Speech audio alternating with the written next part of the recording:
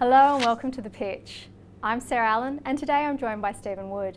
Stephen is the Principal and Portfolio Manager for Eiger Capital, and today we're going to be talking about small caps and the opportunities in this space. Stephen, welcome. Thanks, Sarah. So to begin with, where are we in the small cap cycle and what are the key headwinds and tailwinds you're seeing?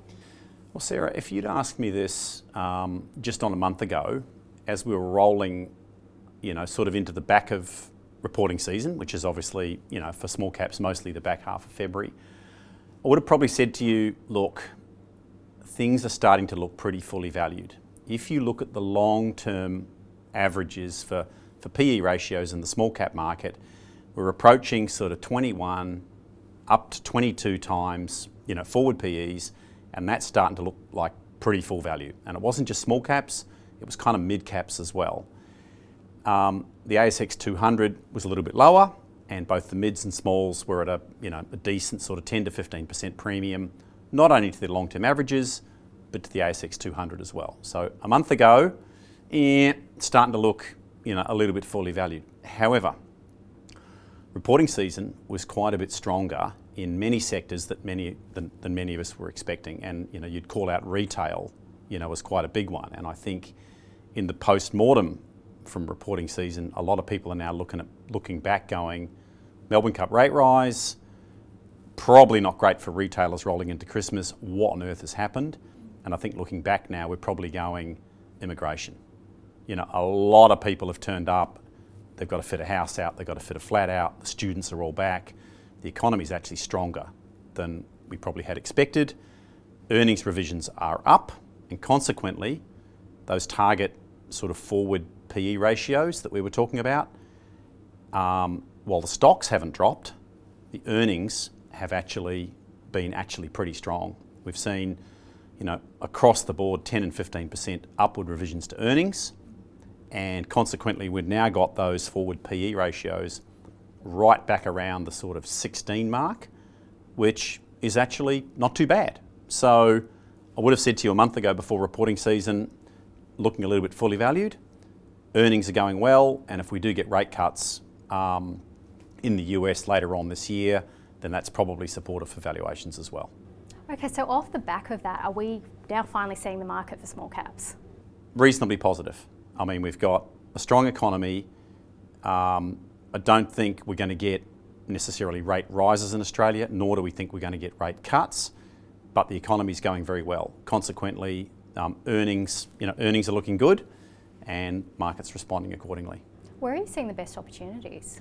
We've got, several ideas. Probably at the moment, some of those sectors like retail, some of the REITs have run pretty hard. So probably stepping through that at the moment, a few places that have been left behind a little bit are things like energy, excluding uranium, which has been strong.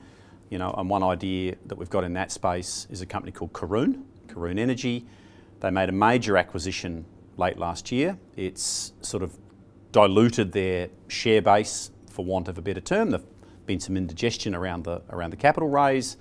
The share price has been sort of stuck at around about $1.90, a little bit under $2.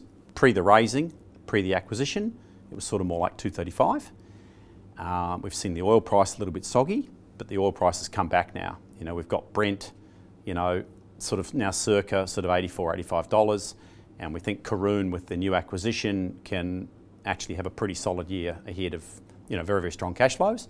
So that's one idea that, is a stock that, particularly if the global economy, we start to get rate cuts, could actually go pretty well. Another one that's very non-economic dependent that we like is Telix Pharma.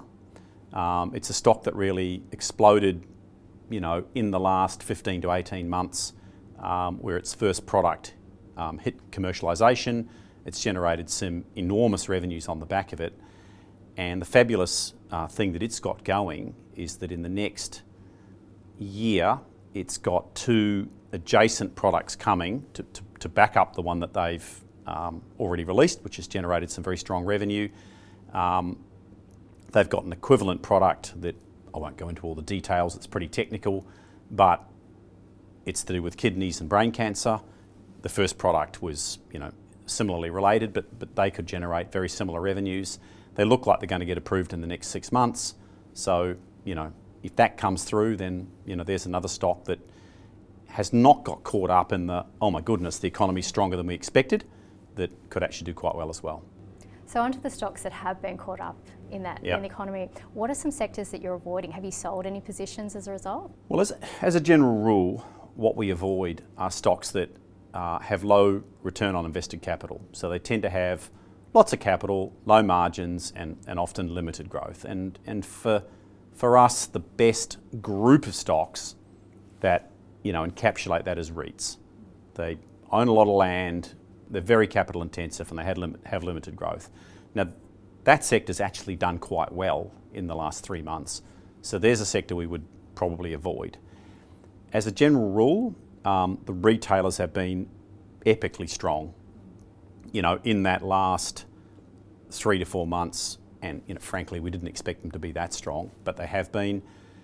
But with some of the earnings valuations that we've now got in that space, with a few very selected exceptions, that's probably an area where we kind of think, well, a lot of that juice has probably been drunk, so we'd probably let that go as well. So I think generally the REITs, which have done well but are capital heavy, the retailers have just been exceptionally strong. There's probably a couple of areas that we kind of go, well, let's go looking for something else that hasn't done so well or is not cyclically exposed. The best example we've got at the moment is Telix. So you've mentioned Telix, you also mentioned Karoon Energy. Are there any other top stock picks you've got for this year? Well, another stock that has certainly got bipolar views out there in the small cap space is Johns Lyng. Johns Lyng came onto the market, well, didn't come onto the market, but got people's attention with a bit of a hiss and a roar in sort of 2018-19.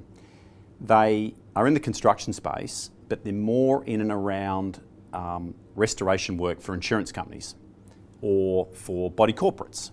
For example, when something goes wrong in your apartment block, that's more their style than actually, building your house or building an apartment block or helping out with an airport. So they caught people's attention back then because we had massive floods in northern New South Wales, we had massive floods in Victoria, and we just had bushfires. So they had this enormous body of work, which let's just call it catastrophe work. So the market suddenly went, oh my goodness, look at all this work they've got. The stock went from not very much to $9. Obviously what happens over time is people start going, well, the thing about this catastrophe work is a little bit of a one-off, unless we think it's going to happen at that rate over and over and over and over and over, which it does, but not to that degree. So the market's kind of re-evaluated that and started to pull it all back. But over that last couple of years, while that's been happening and the stock price has gone from $9 to sort of $6, they've been building up their business as usual revenue. Because there is a lot of insurance work that's not just, oh my God, Lismore's been flooded, 3 times this year. There's just a lot of ongoing maintenance, breakages, more minor weather damage, which is happening more frequently. So that business is building up and up and up and up. And not only that, but they've now expanded in the US. And very recently, they got on a panel with Allstate, which I think is either the second or third biggest insurer in the entire United States.